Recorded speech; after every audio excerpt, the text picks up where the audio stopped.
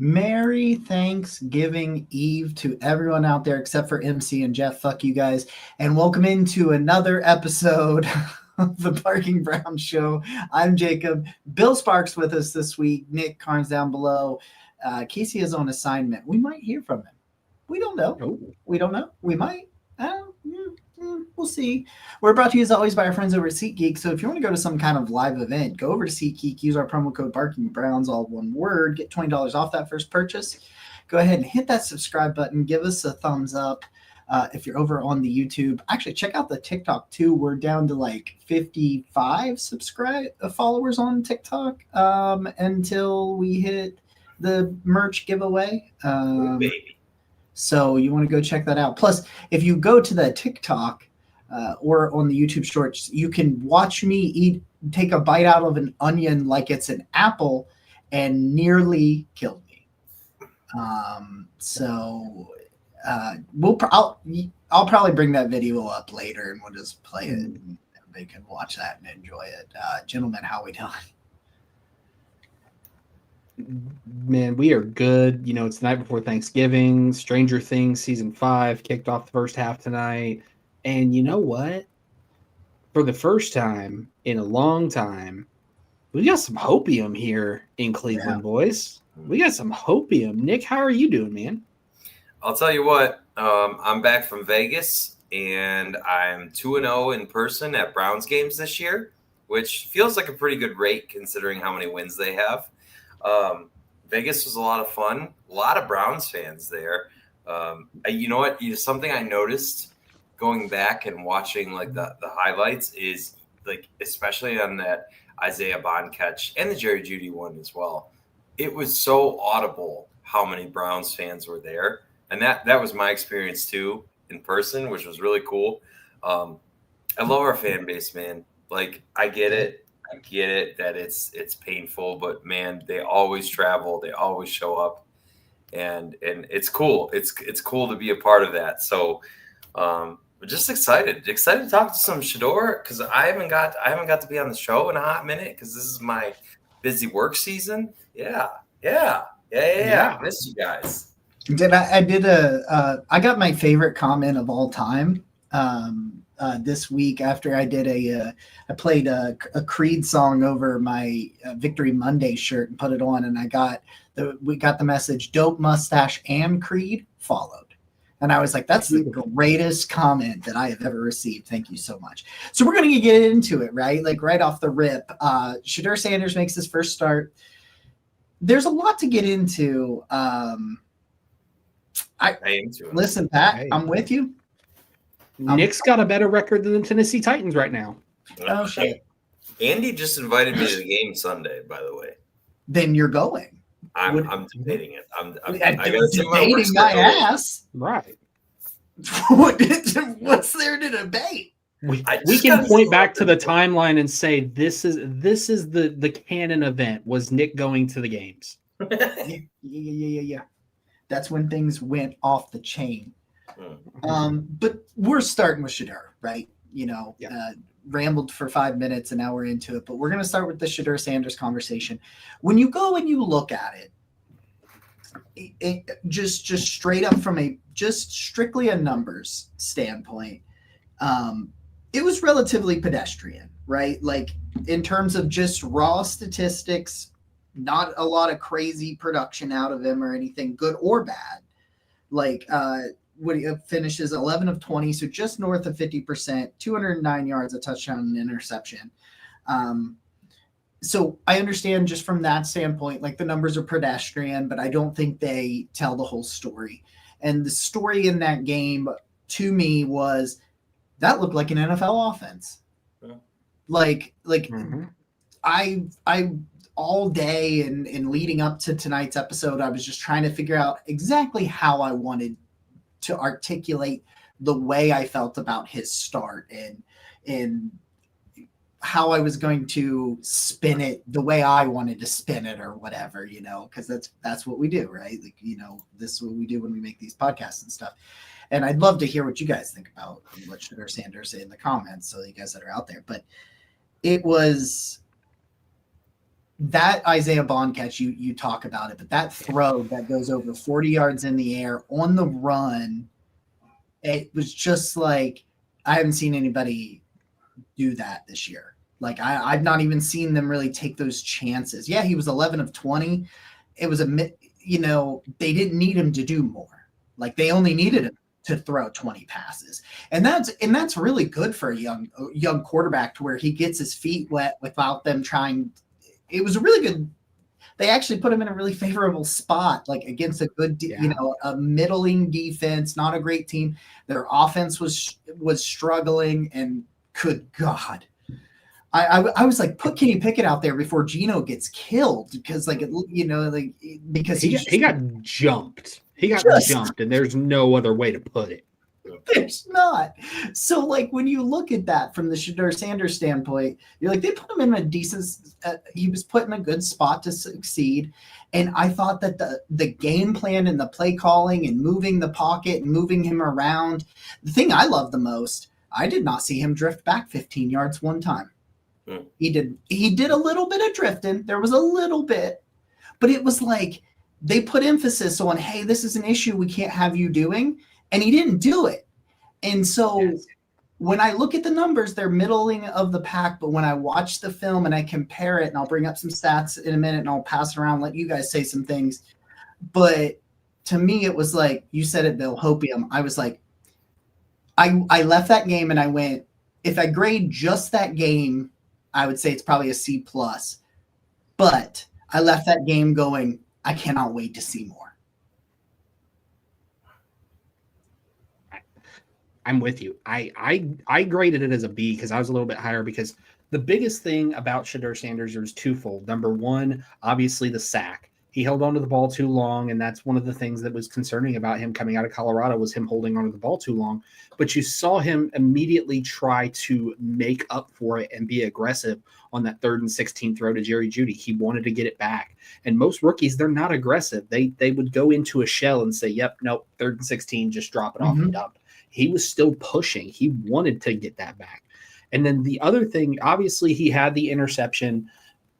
For me and Jacob, you and I, when we talk draft stuff, one of the biggest things when I evaluate a quarterback is, if you make a turnover, if I can see how you got there, I don't penalize you for it as much. And when you watch that exactly the way it happened, Shedeur Sanders comes up to the line. He identifies the coverage. He knows he's going to have Jeudy on a quick hitch route. He's going to have bracketed coverage. The corner is going to be in front. The safety is going to be over top. He knows the second he breaks, that ball is there. That's what should happen. In this case, Patrick Graham has the edge drop into a zone coverage right into that window. That is just a good defensive play call. That's not a bad throw from Shedeur Sanders. It's a good defensive play. And yes, it's a turnover, but you can live with those. Those aren't ones where it's like, oh, he just threw it to just throw it for the sake of throwing it. It's not a turnover-worthy play, so to speak. It's the defense made a good play.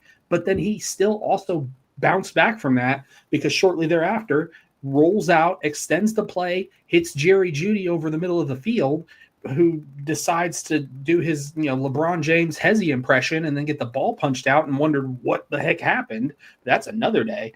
But I graded it a B. There was a lot of up. There was some down. But again, there is hopium, and this is what we wanted to see from a rookie quarterback, someone who's got some flashes. They don't have to be a star out of the gate. That's what development is for. I think the biggest difference to me is, if you had like a false start penalty with Dylan Gabriel, you just were like, well, we're not going to be able to convert this first down.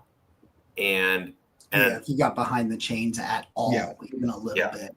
And Shedeur was certainly not perfect, but he is still looking to make those plays. He demonstrated that he can make those plays. And it's like, you're just not going to be a successful offense if 2nd and 15 is a death sentence. You're not going to be, because every offense is going to put themselves in holes sometimes. Every team is going to put themselves in holes due to mistakes sometimes. And when your offense is 90% 10 yards and in, you are not going to win games. You're not going to be a functional offense. And what I saw with Shedeur is an offense that can, again, attack down the field. And this is with the same receivers that were really doing relatively nothing. And okay, Shedeur passed for like 200 yards. All right. So that's not otherworldly or anything. I don't know. I would love to know how many times Dylan Gabriel passed for 200 yards as a starter, because I imagine it's not many. And Shedeur did it in his first start, and I imagine he is going to continue to do it. We said for so long that all you need is at least just reasonable quarterback play to win. The Browns defense feasted because the pass game actually functioned. Yeah. So, all right, MC and Jeff are talking about MC's bowel movements in the comments. So that's a thing the comments is off the rail at that point. Yeah. Yeah, I was trying to listen, but I was going to say, to answer Nick's point, Dylan Gabriel only threw for over 200 yards once, and that was week 6 in Pittsburgh, and that took 52 attempts to get there. So that shows you yards per attempt is 4.3 in that game. That's Deke and Dunk offense, and it's exactly that. For me, I had a first round grade on Shedeur Sanders because there was some issues, right? The big issue was he would drift backwards in the pocket. He would hold on to the ball too long. He played a style of hero ball. And sometimes that works in the NFL, and a lot of times it doesn't. We had the same conversation about Caleb Williams, and I'm not saying Caleb Williams and Shedeur Sanders were on the same plane, but it's the same style of play. So for me, what I saw was a guy who developed himself and said, hey, I don't have to be the hero anymore. The big touchdown throw to Dylan Sampson off of orbital motion. First off, we've all been begging for Dylan Sampson to be motioned in space. Like speed, SNS, people. That's the big way to win in the NFL. SNS, speed in space. You get speed in space, you're going to dominate. Dude, I was watching some of the highlights again today, and it just reminds me. I had Dylan Sampson 50th on my big board. Like I had him 50th on my big board, and when you go watch that screen, watch him get up to that top speed, and watch him just erase angles. Like people, not every player can make that as a house call in that way. I like this comment here. From Derek, for all the hype coming into the draft, Sanders falling to the 5th round, I think his debut was everything we could have hoped for as a Browns fan. He gave flashes of why he could be an NFL quarterback and showed mistakes that can be improved instead of red flags. Exactly. That was the thing that I was impressed the most was I kept waiting for the giant drift play that knocks them out of field goal range, and it didn't come. And so even though, like I said, it was just north of 50% completion, it was just, I thought it looked like a functional offense. And this is a 5th round rookie with just 1 week of preparation to be the guy. And it's like, okay. Yes, MC. I really like the way Shedeur handled all these questions this week. There was one today where they were like, what about all these reports that Kevin Stefanski is trying to sabotage you? And Shedeur's like, oh, so we're just trying to start stuff now? And I'm like, thank you. That's the stupidest thing ever. Because, like, why would Kevin Stefanski want anybody on his team to fail? Like, why would he want to sabotage anybody? That's how you lose your job, because he needs to set people up for success to win games. So it's the most asinine thing to talk about. Like, it makes no sense to me. And Shedeur himself went out there and was like, this is stupid. And I loved that. They're calling so under Kevin Stefanski, the Browns had the first all black quarterback room in their history. And they're calling that coach racist because he didn't give him a game ball, or because they went to Wildcat, which worked, by the way. Which they've been doing all year with Dylan Gabriel too. And Shedeur, to his credit, said, no, we're not going to have any of that. Yep. And loved that was just so nice to hear, because the conspiracy stuff is weird, man. It's weird. I loved it, because he was just like, you could tell he's like, let's talk about football. Like that's and that's exactly like Chef Brian talking about being a classy kid. Like we talked about this after Shedeur like was drafted about how impressed I felt so impressed about how he put his head down and just he was saying all the right things, doing all the right things through, rookie camp and OTAs and mandatory camp and all that stuff. And I think he's done that over this past week since being the starter. And like, some people want to talk about it being a little bit cocky and a little bit whatever. I don't care. Like he is who he is. And like it's not cocky when it's backed up, right?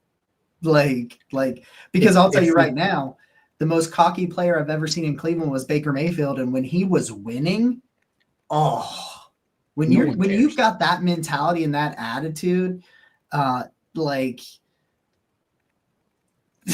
Stefanski is, and I love this comment. Stefanski isn't perfect, but as a lifelong Bears fan, you can do so much worse. As a lifelong Browns fan, I can also concur we could do much worse. But we're not going to talk about the fire Kevin Stefanski stuff today because we want to talk about the good stuff. Here's this thing. Shedeur Sanders averaged 10.5 yards per attempt. That is the highest mark by any quarterback in their first career start since 2022. Interestingly enough, that was Jarrett Stidham that did it in 2022 with 10.7. It's the highest mark by a Browns quarterback in their first career start since Charlie Fry in 2005. Damn. Yeah. Mm-hmm. Yeah. That one. In Charlie Fry, interestingly, this is from our king Daniel Oyefusi from ESPN. That he's the one who put out that number there for you. So for me, I had fun.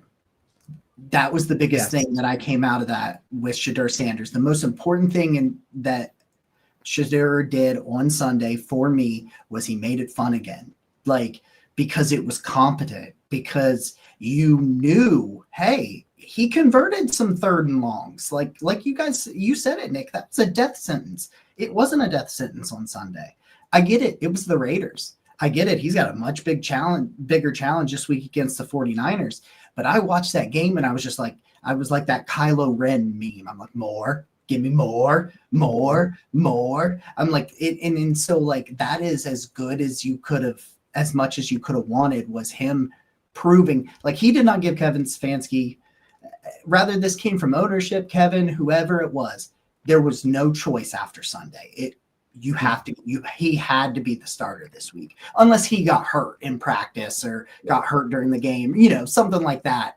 Like if he was injured and couldn't play, obviously. But even though Dylan Gabriel cleared concussion protocol, it's like you had no choice because that was a competent NFL level offense. And now he gets another week, a little bit more time on task, a little bit more familiarity as a starter.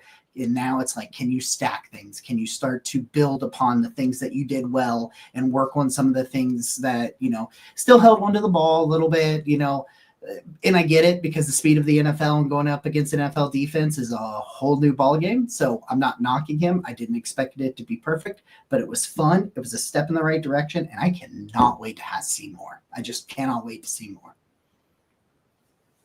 It's exactly it. Like you watch that game and it's a clear contrast to the games that we just watched Dylan Gabriel play in, because like Nick said, when you watch Dylan Gabriel, if that offense is not on point, 1st and 10, you get 3 or 4 yards, 2nd down, you get 3 or 4 yards, 3rd down, you get 3 or 4 yards, you get knocked off. There's no getting back on the horse.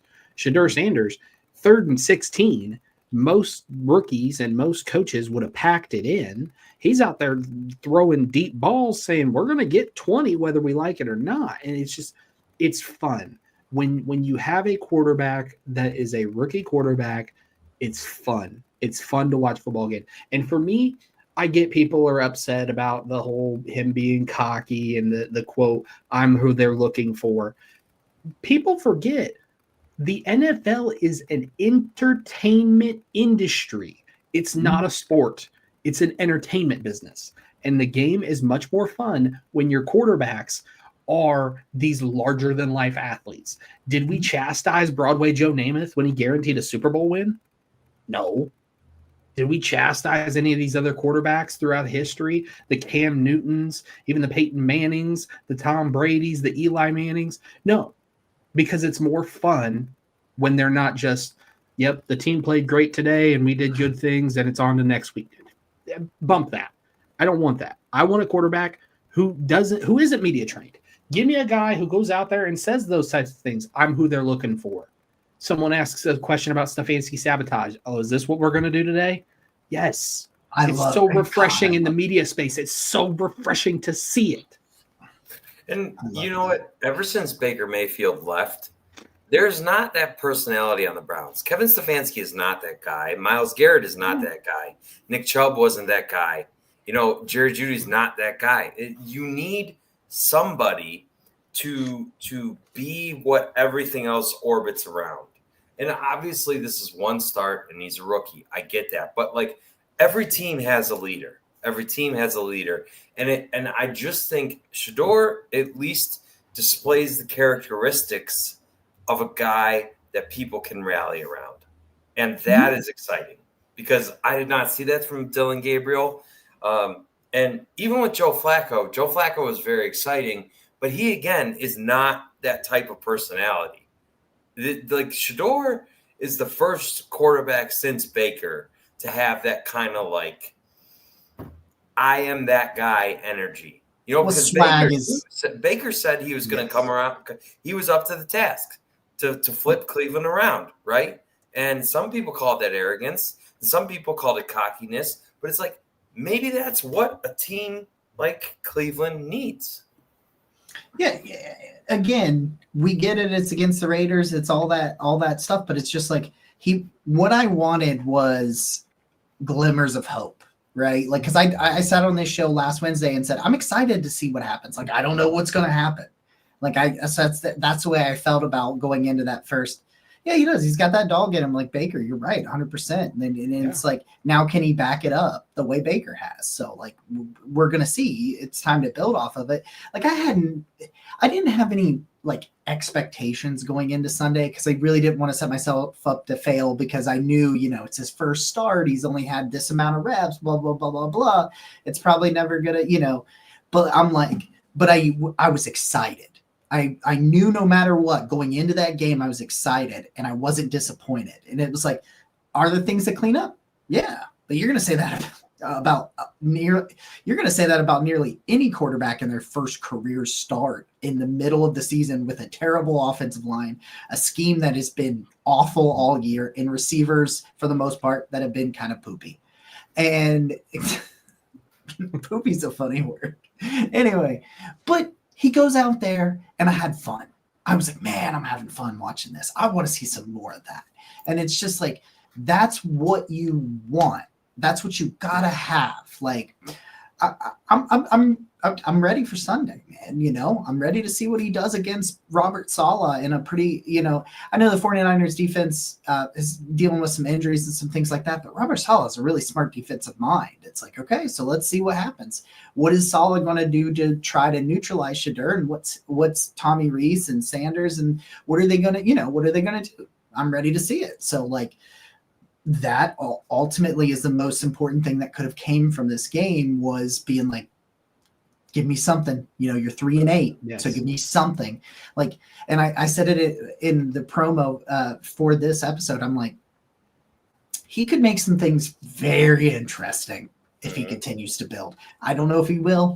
I hope he does. I have optimism that he will, but like, things could get they could get really interesting. So I'll kick it back to both of you guys real quick on Shedeur, and then we'll move on to some other stuff. I just want to say, to your point, the other side of this coin is if the Browns go to Vegas and lose, which, by the way, I heard a stat that this was their first Western time zone win since like 2012. It's unbelievable to me. Unbelievable. But to your point, the other side of the coin of the excitement and the like, okay, let me see some more, and maybe we got some hope here, is we are just full, like, these two draft gurus over here are just full 2026 See you in April. Like if the Browns are 2 and whatever, right? And they lose, and Shedeur looks bad. It's just Fernando Mendoza or whoever. I don't know. I'm not going to pretend like I know all these quarterbacks that are going to come out. So at least now we get to stay in the present, and that is a gift to me, because I don't care if you have 3 wins. Every season matters, and nobody wants their damn season to be over before Thanksgiving. Bingo. And Nick is spot on with that statistic. This is the Browns' first win on the West Coast since 2012. Their last win west of the Central Time Zone was actually 2018 in Denver. It's the first win for a rookie Browns quarterback in their first career start since 1995. This is we often, and Jacob and I know when we talk about the draft space, we throw around the word generational a lot. It gets thrown around a lot. Yeah. This is a generational caliber win because of all of the things that rookies have not been able to do in Cleveland. You look at all the rookie quarterbacks that have started in Cleveland and what they've, even Baker Mayfield, you look there. It's a shift in the mindset. It's a shift in the entire locker room. It's a shift in the fan base. This is a canon event, whether it ends up developing into something more or it's just a very fun trivia question at the end of the year. Either way, I'm excited. Yeah, either way, you have my full attention, Shedeur Sanders. You have my full attention, and I cannot wait to see what your encore is. Could he fall flat on his face? Obviously, that's a possibility. But you bet your ass I'm going to be watching, and you bet your ass that I expect him to build off of it this week. I think he can be even better. Pat, a great comment here. A game under his belt, second week of practice with the ones. It's going to help a great deal. You're absolutely correct. I want to ask you guys this. Sorry, Nick, go ahead. Because I just have one last piece of trivia for you. Okay. Best case scenario, Browns win Sunday against the 49ers. Shedeur Sanders will be 2-0 and the last quarterback to be 2-0 in his first 2 starts was. I read it today. Now I can't remember. Can I? Do you know, Bill? Do you have any idea? Was it Jaden Daniels? No. Browns. No, Browns. Browns quarterback. Was it Kozar? It was Bernie Kosar. That is the last quarterback to be 2-0 in his first 2 starts. Here's a fun question here. So if the Browns finish 7-10 or 8-9 versus 4-13 or 5-12, what are your guys' thoughts going into the offseason? It depends. So if they get to 7-10 or 8-9, for example, and more likely than not, Shedeur probably starts the rest of the way unless he gets hurt. If they're 7-10, 8-9, that means Shedeur Sanders has probably played pretty good. Right? So my thoughts going into the offseason is stack the deck for him. Load it up for him. I know it's going to be tough offensive line-wise, but bolster that offensive line. Load his, take that his weapon, his revolver, and put a bunch of bullets in it. So that he's got some more things, some more shiny toys to play with. Some people will be like the draft position, but they didn't want wins or they wanted to tank or things like that. It's like, nah, I always want wins, because if you got wins, that means there's something on your roster, rather it's your coach, the quarterback, the defense. There's something there that was able to propel you there, and there's something you can build off of. And if they get to 7-10 or 8-9, it's probably because they have a quarterback that's shown them something. And they're going into a year where the quarterback class is kind of weird in 2026, but could be really, really good in 2027. So what you could do is you could load up on the skill position and rebuild this offensive line and roll with Shedeur next year. And you'll know if it doesn't work out, then okay, 2027, take a quarterback. So if they get to 7-10, 8-9, to me, that means Shedeur Sanders is probably going to be the starting quarterback week 1 of 2026, barring something crazy like he gets hurt or whatever, and that they would load up on weapons and to put him in the best position to win. Yep. No, I agree. And I've said long before Shedeur Sanders was the starter that I don't think the Browns should look at a rookie quarterback in 2026's NFL draft because they're so far away from an offensive standpoint because the offensive line is aging. You're looking at 5 new starters on the offensive line. Jerry Jeudy is your wide receiver 1, and he's probably better acclimated as a wide receiver 2 at this point. So if they go 7-10, 8-9, Shedeur Sanders plays very well. But I will mention this. Of the Browns' final 6 opponents, only one of them is outside the bottom 10 in total yards allowed on defense. Niners, Titans, Bears, Steelers, Bengals all ranked 22nd or worse in total defense allowed, the Bills being the only one. Interesting. So take that for what it's worth. That's interesting. Okay, let's see. Some questions are here. Okay, if they get to 8-9 with Sanders, does Kevin stay? Yeah. Yeah.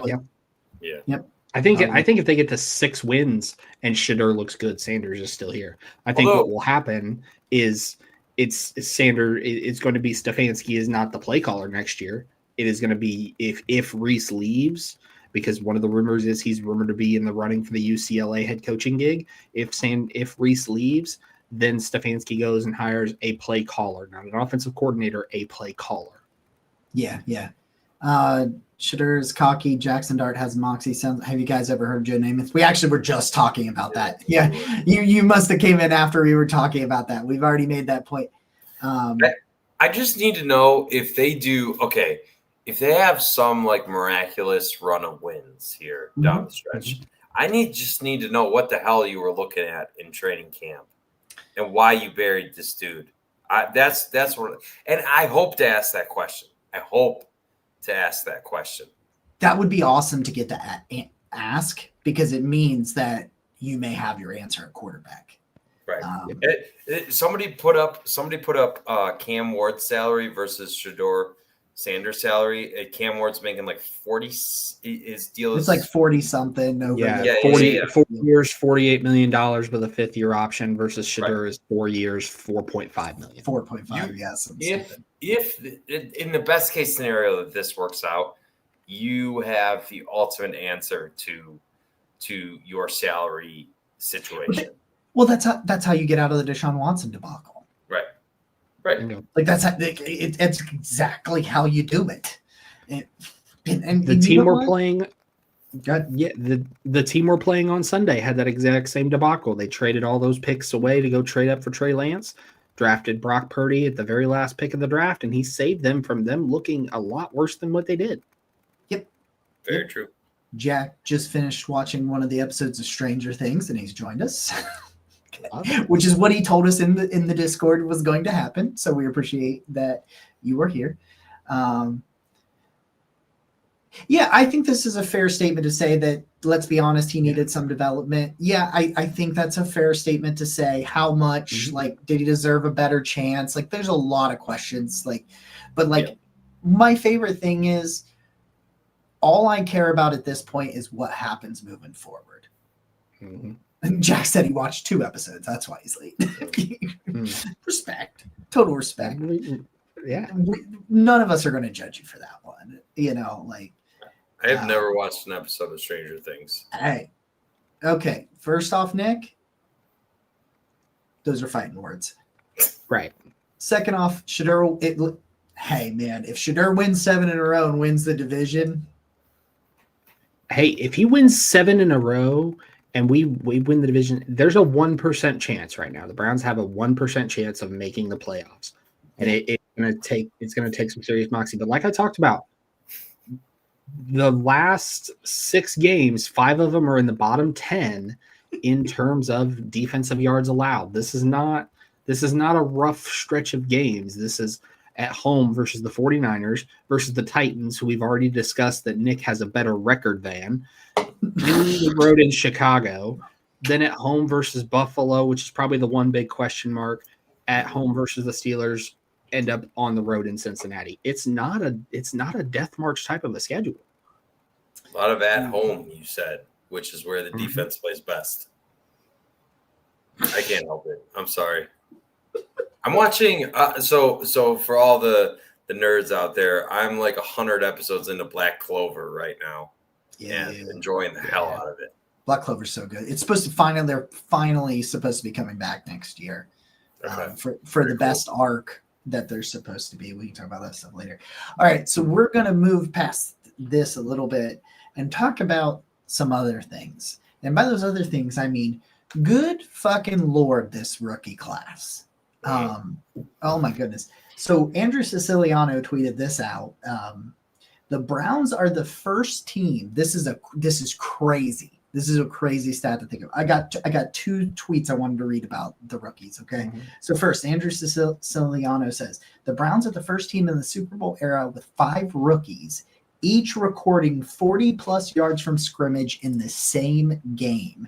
You had Sanders, of course, Judkins, Sampson, Bond, and Fannin, all having 40. That's the first time 5 rookies. I didn't see it. Oh, I did not see this. He goes, I just said this. Oh, Derek, I'm so sorry. I did not see your comment. I saw I just said that comment. And I'm like, oh, shit. In all fairness, Siciliano got it from Derek. Let's be real. Yeah. Siciliano got it from Derek. That's where it came from. From Derek. Yeah. We know that. Yeah. We know that. That's besides the point. That's not a tweet from Andrew Siciliano. It's from Derek. All right. Derek is Siciliano's burner. That's it. He's just hanging out and having a good time. Okay. Ben Solak with ESPN tweeted this out. Against the Raiders, Browns rookies accounted for 100% of the team's passing yards, 100% of the team's rushing yards, and 75% of the team's receiving yards. And according to Elias Sports, that has only happened in one other game since 1970. I have a question. What changed so dramatically that this draft class, like, okay, I get it. Like, there's been some hits. You want my tinfoil hat? What? You want my conspiracy? I know what you're going to ask. You're going to say, what is so different about their process? Put the tinfoil hat on, Jacob. Put the tinfoil hat on. You want my tinfoil hat conspiracy theory? Let me set you up. You have 5 years, and there's some hits in the draft classes. There's some very obvious misses. And then you get to year 6, and you just draft a lights-out draft class. Aside from the third round pick you used on a quarterback that I don't think you should have. But aside from that, you just draft difference makers. What changed? What changed? This is my conspiracy theory I said before. And my question is, when Paul DePodesta left, the guardrails that were in place that Barry has followed to a T were in place before him. They were brought over with Paul DePodesta. Now, John Dorsey clashed with it, and it made for some really, really shitty made for some really shitty results with John Dorsey. But those, I thought it felt. The draft felt so much different, right? There were so many things that were against the guardrails, right? Like taking a defensive tackle at 5, especially when that's not a defensive tackle known for his pass rush ability. Like, don't get me wrong, Mason Graham's been just freaking fantastic. He's got like 20 some pressures. I'll talk about that in just a second. But anyway, he was known for his run defense. They took him in the top 5. That's a non-premium position. That's a pick that, like, you would not see that in that. Okay. So then you get to 33 and they do it again, right? They do it again. They go linebacker, an old linebacker, which is against the age. Again, another non-premium position with a premium asset who doesn't fit the age guardrail. And then they go running back in the second again, which doesn't a non-premium position with a premium.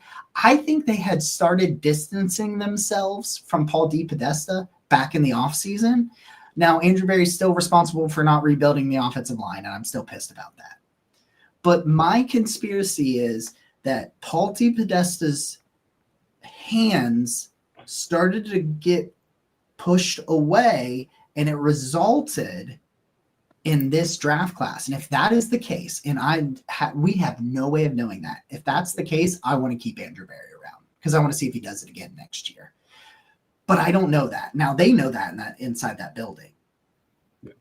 I don't know that. Let me throw a little bit more conspiracy fuel on the fire.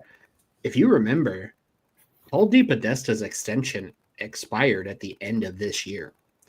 Typically, if you're a good enough executive in any executive capacity, you're going to get an extension offer well before that point. Well, and they said last year when they announced the Andrew Berry and Kevin Stefanski extensions, they said they were working on something with Paul DePodesta, and then that just kind of poof, flittered off into the wind. So that's my conspiracy, Nick, to answer your question. It's my long-winded conspiracy to be like, okay, that's what I think. Now, to get to what I really want to say, there are a lot of really young, really fun pieces on this roster. Mason Graham, Myles Garrett is playing out of his goddamn mind right now. And you want to know a big part of that? It's the interior pressure that's coming from Mason Graham and especially Malik Collins. Mason Graham has not just been a run stuffer. He has taken leaps in back from week 1 to now as a pass rusher. What's this? Barry saves his job with this year's draft class. Shedeur will save Stefanski's. Yeah, very, very well could be. Very well. I hope so. Because that means we'll be seeing more dubs, and I hope so. I've been a Kevin Stefanski guy, and I was out on him 2 weeks ago, and I'm still not back in. He's still got a long ways to go. Okay, but I'm just I'm sipping the Kool-Aid, man. Shedeur just showed me some high-level stuff. He's got to build on it, got to improve, got to keep doing it. But the hopium's there, man, and I'm fucking eating all of it up. I'm sucking up all the hopium I can. But Mason Graham and that interior pressure, quarterbacks used to be able to step up or step away from Myles Garrett. They could just go away. Well, now there's somebody there, and then they're like, what the hell do I do? And then it's like, as soon as you hesitate, guess what? There's Myles Garrett. Bye-bye. For the record, I put $5 down on Carson Schlesinger at plus 3,000 odds at the beginning of the year. I put $5 down for him to win Defensive Rookie of the Year. He's currently the odds-on favorite to win Defensive Rookie of the Year. And my cash out is up to $105. If he wins it, I get $160. Carson Schlesinger is playing at an all-pro level. You would not know that he is a rookie. He's playing out of his damn mind. And every time Harold Fannin gets the football, he tries to steal someone's soul. And Quinshon Judkins, if he had an offensive line, like everything Quinshon Judkins is doing, I think everybody should take a grain of salt when you look at his average because he doesn't have very many rushing lanes. Dylan Sampson had just showed you why I've been screaming, get him in space, get him in space, get him in space. There's a lot of really fun young pieces. And rather it's the missing link was the quarterback and not Kevin Stefanski calling plays, but there's just a lot of things to be excited about. Mm-hmm. Jeff, I think you're spot on with this. If Quinshon had even a decent O-line, doesn't even need to be good, just needs to be decent. He leads all rookies in rushing. He's just I just think that they've got so many really fun young pieces. And if Shedeur ends up turning into something, this is a turning point. This is the draft you're going to look at. But with the way he played and Quinshon and Sampson and all this stuff and the way they're starting to kind of, I felt like they looked like a competent, that defense is so damn good. They just need to be competent on offense. They did that this Sunday. And with a 5th round rookie making his first start, if they build off of that, could we have could Shedeur have a Joe Flacco 2023 run in him? Yeah. I mean, the thing about it is I don't want to overreact, but the I'm going to running back overreact. is a lot better, right? And the defense is far better, right? So you're not like you don't have Amari Cooper. I don't think you're going to have Amari Cooper. I don't know that any one of these receivers individually is going to be able to fill that type of shoes. But the team around you is significant because you couldn't run the ball at all with Joe Flacco in 2023, and your defense really was more porous than it was anything. And now it's like you have a defense that can absolutely because let me say this. In 2023, 2023 was a good defensive year. It was it was a good. I just feel like they weren't on this level of dominance. Oh no. This defense is absolutely better. Yes. Because I just want to say this: there were some open receivers for Las Vegas at times, but the pressure was just too great. It was just too great. And it was so great to see that. It was so great to see that. It's so great to see the interior feasting and allowing Miles to do what he's doing. Because I don't know the last time a team had the defensive player of the year and the defensive rookie of the year. I think it was. I know. Oh, you know. Okay. I know because me and Bill looked this up this weekend. All right. Can you take a guess what year it was, Nick? What year? Yeah. God. Like how long ago do you think it was? Just ballpark. I can't remember it ever happening. I'm gonna say pre-2000. False. False. You are close. 2003. Oh, okay. Your defensive player of the year was linebacker Ray Lewis, and your defensive rookie of the year was linebacker Terrell Suggs. Oh, jeez. Yeah. That's gross. That is so gross. Especially for that era of football. Holy moly. So, can I ask a question in the comments? Can I ask an honest question? You didn't believe in or surprised by Shedeur's performance. Here's the thing. I had Shedeur 23rd on my board. He goes in the fifth round. When you go in the fifth round, for whatever reason, it just means the NFL didn't look at him the way I thought. Who knows what it was? He had some major red flags. It was up and down in the preseason. And to be completely honest with you, I wasn't sure any quarterback could succeed with the supporting cast that the Browns were rolling out there. With that offensive line, that receiving core, like I didn't know, I just didn't know. It hadn't looked like a competent offense all year, and quarterback wasn't even necessarily the biggest problem, in my opinion. Because for most of the biggest problem for me for the offense most of this year has been the scheme and the play calling, in my opinion. And then the offensive line and wide receivers and quarterback and things like that. So I wasn't really sure that anybody could have succeeded. And, the news, what we were getting was, Sanders was improving, but how far along had he came, we didn't really know. So yeah, I was surprised, and part of that was out of his hands. And it's like, until I see you play in the NFL, like there's always going to be a little bit of, well, let's see, you know what I mean? Like, just because with everybody, Cam Ward, everybody, any of the quarterbacks. So yeah, I was a little surprised, but that's the reason. Yep. No, and I had a first round grade on Shedeur Sanders as well. He was 19th on my final big board. And the big thing was that we always knew it was there. The concern with Shedeur coming from Colorado was twofold. Number one, we wanted to see him speed up his clock against NFL defenses. It's a very commonplace thing. When you go from college to the NFL, you have a slower processing clock. So we needed to see him speed that up. And by the second virtue, we wanted to see him not hold on to the ball as long because of that clock being sped up. Was that going to happen in week one? Maybe. We don't know. But we do know that it did happen against Las Vegas because we saw a lot of times that ball was out. There were a few times where he still held onto the ball, and that's going to be natural when you do it for an entire season, multiple seasons, because he did it at Jackson State too. eventually you break that habit, but it takes repetition to break that habit.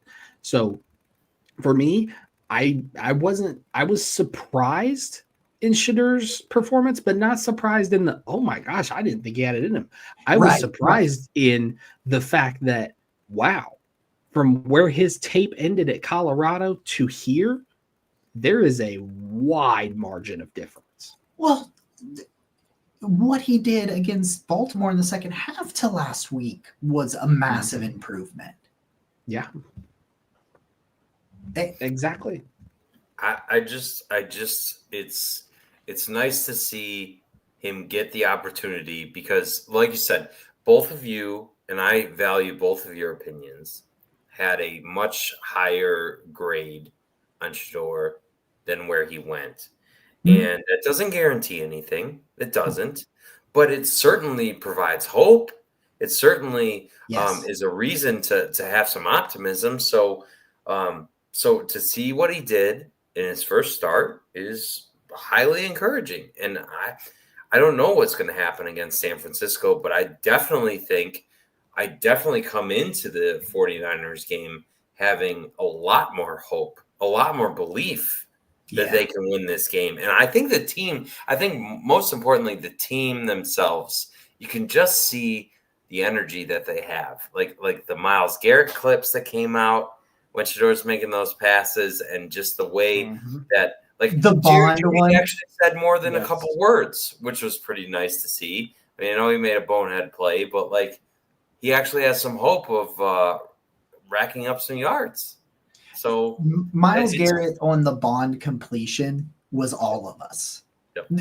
All of us. We were like, oh.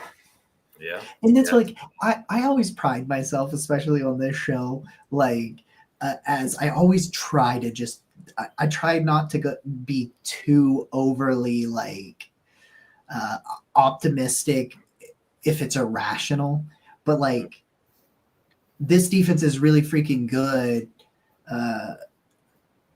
But like, yeah, I can understand the question about like,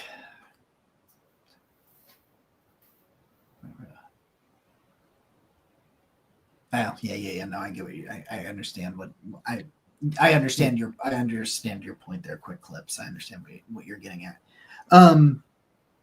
But I don't want to overreact is what I don't want to do.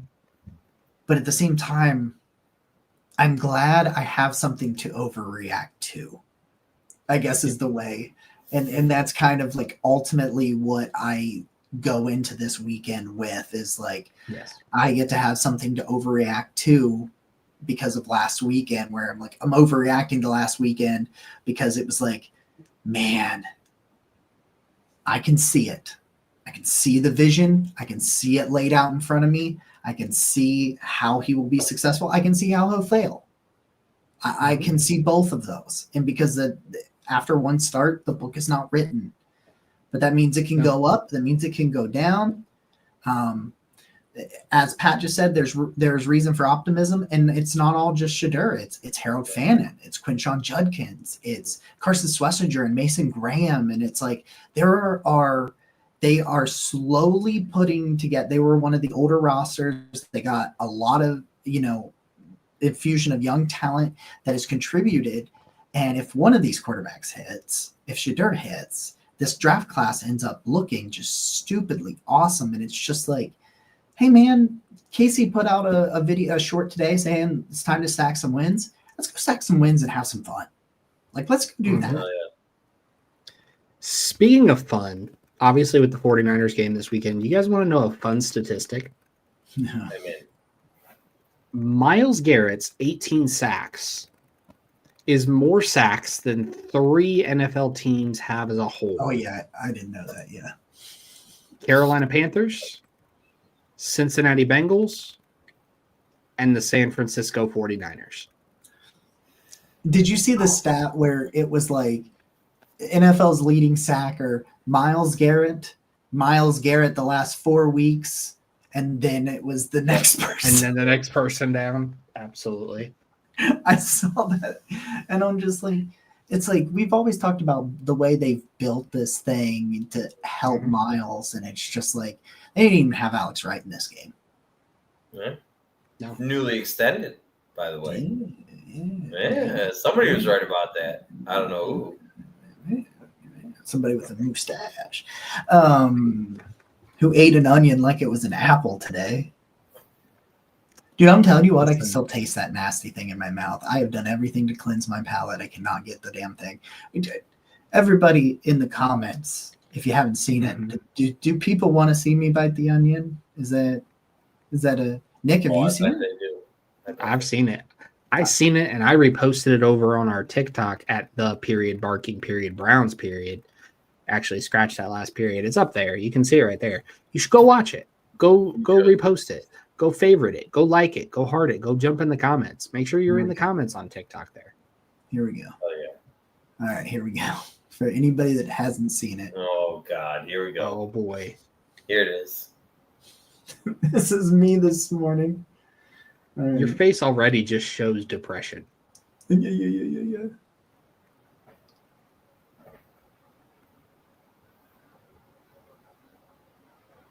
Is he going to play? Maybe? I'm trying. Hold on.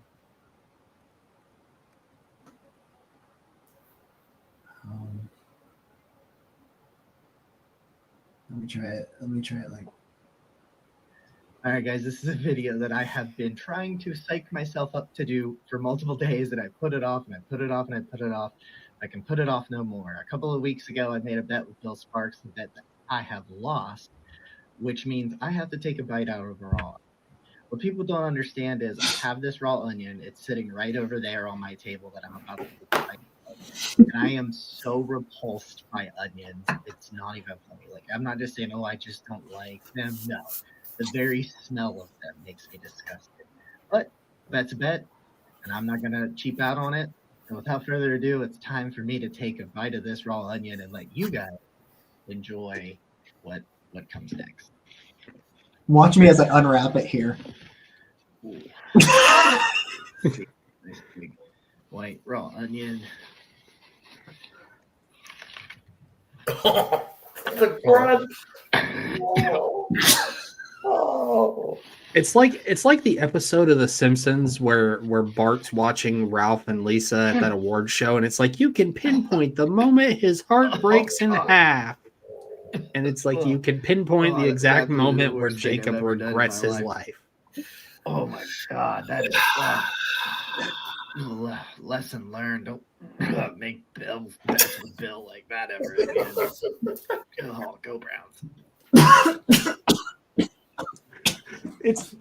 It's the don't ever make bets with Bill and then the go Browns immediately after. Like that's 5-star. That's 5-star content. All I know is we've been growing on TikTok, and we've been growing on here, and we've been growing all over, and we appreciate all your support. We love that. We love you. And we may have some fun news coming. We'll see.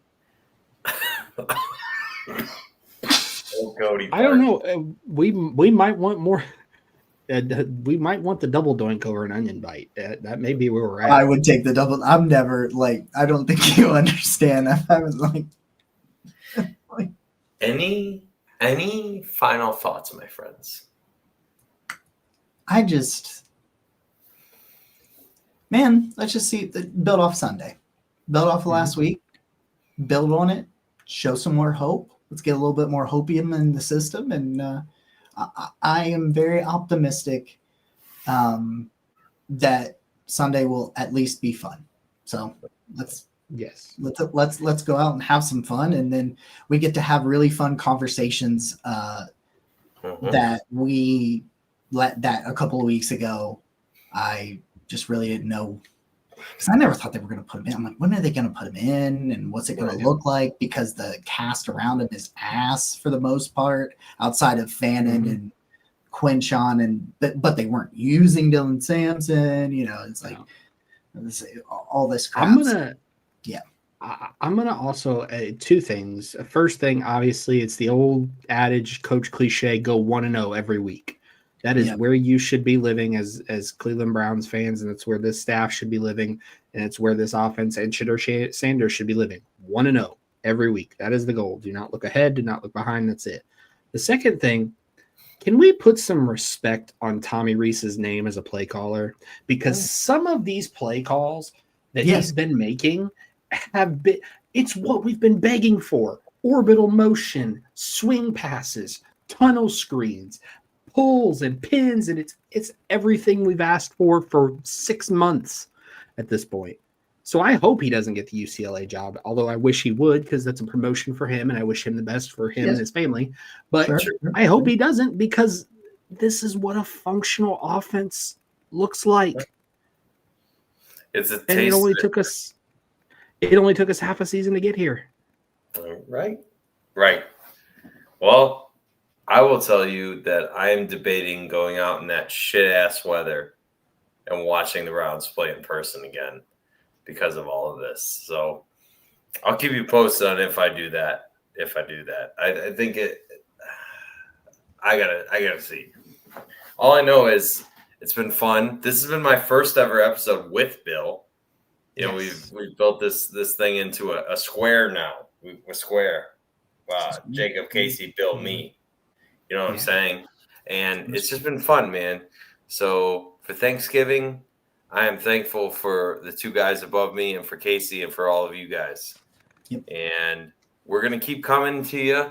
I'm not sure what time, but we're definitely going to be on TikTok. We're definitely going to be posting shorts on YouTube. Definitely be posting on things on Twitter. So all those likes, all that subscribing, all that. Know Your Enemy 49ers preview, 8 p.m. Friday night with Casey. 8 p.m. Friday night.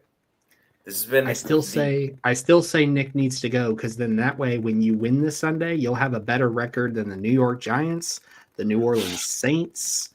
You will be in play. You'll when they show the in the hunt graphic on the right hand side, you're going to see Cleveland Browns, and then right behind it, Nick just in the hunt with his record at 3-0. I'll say it's 50-50 just because work is weird right now. Otherwise, it would be higher. So I will do what I can for you all. But without further ado, this has been the first Shedeur Sanders win, a Cleveland Browns win, a celebratory episode of the Barking Browns Show. Nick, that's Bill. He's Jacob. Go Browns. He always gets that wrong. It's okay.